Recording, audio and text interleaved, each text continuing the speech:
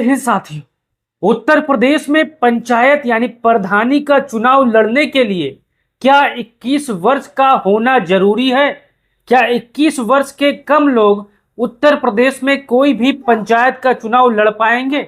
आप हमारे पीछे तस्वीर देख सकते हो। अगर आप भी 2026 के पंचायत चुनाव में भाग लेना चाहते हो तो आपको ये वीडियो बहुत ही कामगर होने वाला है। हमारे पीछे आप देख सकते हो, क्या 21 साल की उम्र में आप बन सकते हो प्रधान? 7 नियम जान लो, फिर लड़ो चुनाव। 7 ऐसे नियम है जो मैं आपको बताने वाला हूं कि अगर आप ये जान लोगे तो आप आधा प्रधान बन जाओगे। आपके बहुत से ऐसे सवाल हैं जो मैं आज एक एक करके जवाब देने वाला हूं। बहुत से साथियों का सवाल है, क्या मैं 21 वर्ष का हो गया हूं या उससे 1-2 महीना कम हूं तो क्या मैं पंचायत का चुनाव लड़ पाऊंगा? आज मैं आपको एक एक सवाल का जवाब देने वाला हूं। अब यहां पर आप देखिए, उम्र और योग्यता, आप इस चीज को समझना है बारीकी से। बिल्कुल सरल भाषा में मैं आपको समझाने की कोशिश कर रहा हूं। उम्र की न्यूनतम आयु 21 वर्ष होनी चाहिए, यानी नामांकन के दिन अगर प्रत्याशी 21 वर्ष का नहीं है, अगर एक भी दिन कम है 21 वर्ष में, तो उसका पर्चा खारिज हो जाएगा। तो आपको 21 वर्ष का होना जरूरी है। अगर आप 21 वर्ष के उस पार होगे, 22-23 के होगे, तब ये बहुत ही बड़ी बात है। अब उम्मीदवार उस ग्राम पंचायत का मतदाता होना चाहिए, इसको भी आपको समझना है। मैंने हर बार वीडियो में आपको समझाने की कोशिश की है। तो अगर उम्मीदवार पंचायत का चुनाव या प्रधानी का चुनाव लड़ना चाहता है तो उस ग्राम सभा का उसको वहां पर वोटर होना चाहिए। किसी भी प्रकार की निर्वाचन आयोग्यता लागू नहीं होनी चाहिए, जैसे दिवालिया होना, गंभीर अपराध में सजा पाना, सरकारी लाभ की वजह से अयोग्य होना आदि। यानी मैं कहने का मतलब यह है कि किसी प्रकार से वो दिवालिया ना हो, पागल ना हो, यहाँ पर आप देख सकते हो गंभीर अपराध में लिप्त ना हो, सजा याफ्ता ना हो। तो यहाँ पर आप देख सकते हो ये पहला है। और ऐसे 7 नियम आपको बताने वाला हूं जो बेहद जरूरी है। अगर आप इसे जान लिए तब प्रधान आप बन जाओगे। पहचान संबंधित दस्तावेज, ये भी बहुत जरूरी है, इसको जानना और सुनना बहुत जरूरी है।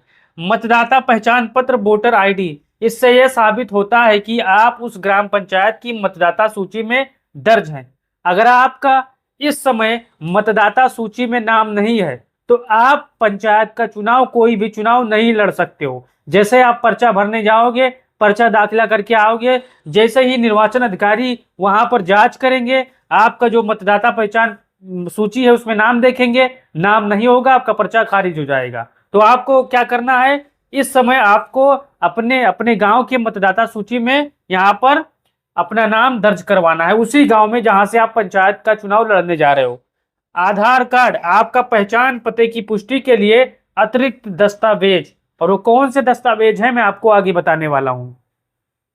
अब यहाँ पे देखिए, उम्र का प्रमाण पत्र, प्रूफ ऑफ एज, इसका होना बेहद जरूरी है, ताकि आपको दर्शाएगा कि आप 21 वर्ष से आगे हो चुके हो, 21 वर्ष से कम नहीं हो। हाई स्कूल का मार्कशीट जरूरी है, जो सबसे मजबूत सबूत के तौर पर यहाँ पर आपको मिला है, यानी आप उसे प्रमाणित कर सकते हो कि हमारा जन्म जो 21 वर्ष में हो चुका हूं।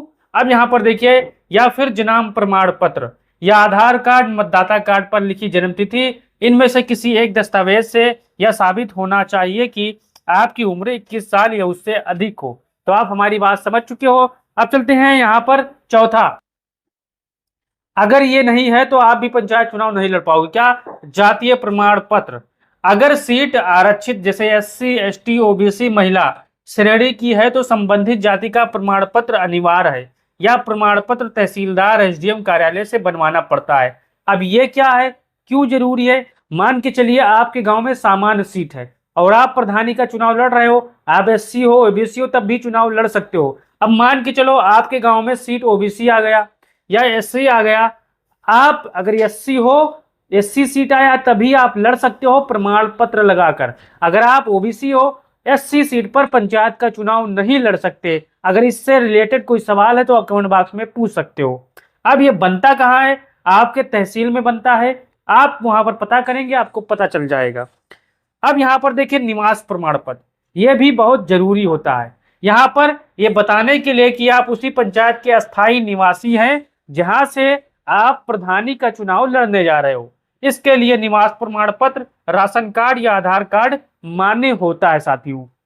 अब यहाँ पर आगे देखना है छठवां शपथ पत्र। यह बहुत ही बेहद जरूरी कॉलम होता है, बहुत ही बेहद जरूरी नियम होता है जिसको आपको जानना चाहिए। अगर ये छूट गया तो आपका पर्चा खारिज हो जाएगा। अब यहाँ पर यह एक नोटरी से बनवाया हुआ कागज होता है जिसमें उम्मीदवार को कोई जानकारियां देनी होती है, जैसे अपनी चल अचल संपत्ति किसके पास कितनी गाड़ी घोड़ा है, जमीन है, दर्शाना पड़ता है। अगर कोई आपराधिक केस चल रहा है तो उसको भी जानकारी यहाँ पर देनी पड़ेगी कि हमारे में फला फला केस चल रहा है। अब यहाँ पर शैक्षिक योग्यता क्या है? अगर आप पढ़े लिखे हो तो बढ़िया है, अगर नहीं हो तो अभी उत्तर प्रदेश में पढ़ा लिखा का नियम नहीं लागू है। तो यहाँ पर डी, कोई सरकारी लाभ पेंशन ले रहे हैं या नहीं, शपथ पत्र का फॉर्मेट चुनाव आयोग या निर्वाचन अधिकारी के पास मिलता है साथियों। अब यहाँ पर आप हमारी बात यहाँ पर एफिडेविट में समझ चुके हो। अब चलते हैं फोटो बेहद जरूरी होता है, सभी को पता है, बगैर फोटो के आप पर्चा दाखिला नहीं कर पाओगे। नामांकन पत्र पर लगने के लिए हाल ही खींची हुई फोटो जरूर होती है। आमतौर पर 2 से 4 फोटो साफ सुथरी होनी चाहिए। चश्मा का रंग बिरंगे चश्मों का इस्तेमाल नहीं होना चाहिए। अब यहाँ पर देखिए नामांकन पत्र, यह पहली सीढ़ी है नामांकन पत्र कोई भी पंचायत चुनाव में भाग लेने के लिए। अब यहाँ पर आपको देखना है नामांकन पत्र, नॉमिनेशन पेपर या फॉर्म निर्वाचन अधिकारी जैसे बीडीओ एसडीएम के दफ्तर से मिलता है।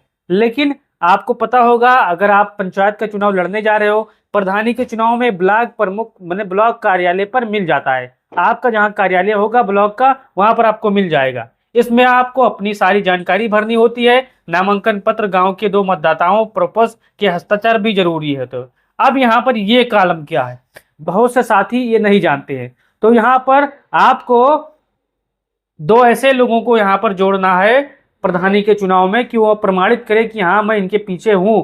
यहाँ पर आप हमारी भाषा अगर समझ गए हो तो। अब यहाँ पर आप देखिए जमानत राशि। उत्तर प्रदेश में हर एक पंचायत चुनाव का अलग अलग जमानत राशि है। एससी का अलग है, ओबीसी का अलग है, महिला का अलग है, जनरल का अलग है। लेकिन यहाँ पर कुल मैं एक साथ बता रहा हूँ, नामांकन पत्र भरते समय एक जमानत राशि जमा करनी पड़ती है। जैसे कहीं 500 रुपए हुए, कहीं 700 रुपए हो, कहीं 800 रुपए हो। तो ग्राम प्रधान पद के लिए आमतौर पर 500 से 1000 होती है। अगर आप चुनाव में बहुत कम वोट पाते हैं तो यह राशि जब्त हो जाएगी। अगर आप सम्मानजनक राशि पाते हो, वोट पाते हो, तो आपको आपके खाते में पैसे वापस मिल जाएंगे। अब यहाँ पर आप देखिए नामांकन की प्रक्रिया क्या है, इसको भी समझना है और बहुत ही अहम चीज है, इसको आपको जान लेना चाहिए, तभी आप आगे कामयाब होगा पाओगे पंचायत के चुनाव में। चुनाव की अधिसूचना जारी होते ही नामांकन की तारीख तय होती है। उम्मीदवार निर्वाचन अधिकारी से नामांकन पत्र प्राप्त करता है, सभी जरूरी दस्तावेज और शपथ पत्र तैयार करता है, जमानत राशि जमा करता है, नामांकन पत्र भरकर जमा करता है। स्क्रूटनी जांच की जाती है सभी कागज सही है या नहीं। अगर कोई कमी नहीं है तो नामांकन स्वीकार हो जाता है। उम्मीदवार चाहे तो अंतिम तारीख तक अपना नाम वापस भी ले सकता है। उसके बाद अंतिम सूची जारी होती है कि कौन से उम्मीदवार चुनाव लड़ेंगे। साथियों, ये 9 ऐसी चीज है जो हर प्रधान प्रत्याशी को जानना चाहिए और समझना चाहिए, तभी वो पंचायत के चुनाव में कामयाब हो सकता है नए प्रत्याशी। अब यहाँ पर 11वां इस चीज को आपको समझना है और देखना है। ध्यान देने योग्य बातें, सभी दस्तावेजों की photo state copy plus original साथ रखें। इस चीज को आपको समझना है। अगर आपके पास नामांकन पत्र है, मान के चलिए आप नामांकन पत्र दाखिल करने जा रहे हो और आपका जो प्रतिबंधी प्रत्याशी है कहीं आदमी लगाकर छीना झपटा कर लिया, तब आप क्या करोगे? तो आपको यहाँ पर सभी चीज को फोटो स्टेट यहाँ पर लेना है ओरिजिनल के साथ। नामांकन पत्र 2 प्रस्तावकों के गांव के वोटरों के हस्ताक्षर अनिवार्य है। अब प्रधानी के चुनाव में भी 2 प्रस्तावकों का होना बेहद जरूरी है। अब प्रस्तावक क्या है? प्रस्तावक ये प्रमाणित करते हैं कि ये हमारे गांव के हैं, मैं इनके साथ चुनाव लड़ रहा हूं, मतलब चुनाव में मदद कर रहा हूं, यहाँ पर प्रमाणित करते हैं। अगर कोई केस जुर्म दर्ज है तो उसे छिपाना नहीं चाहिए, वरना नामांकन रद्द हो सकता है। मान के चलिए आपके पर कोई छोटा मोटा केस चल रहा है और आप कहें कि हटाओ इसे मत लिखो, लेकिन अगर आप जांच पड़ताल हुई, अगर आप पाए गए कि आपके ऊपर केस चल रहा है तो आपका पर्चा यहाँ पर खारिज हो जाएगा। महिला या आरक्षित श्रेणी की सीट पर केवल वही उम्मीदवार खड़ा हो सकता है जिसके पास संबंधित प्रमाण पत्र हो।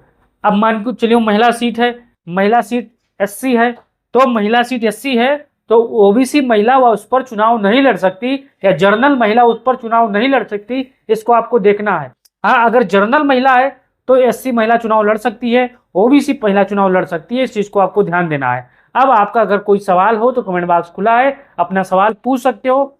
वीडियो यूट्यूब पर देख रहे हो तो चैनल को सब्सक्राइब कर लो, फेसबुक पर देख रहे हो तो पेज को फॉलो कर लो। जय हिंद।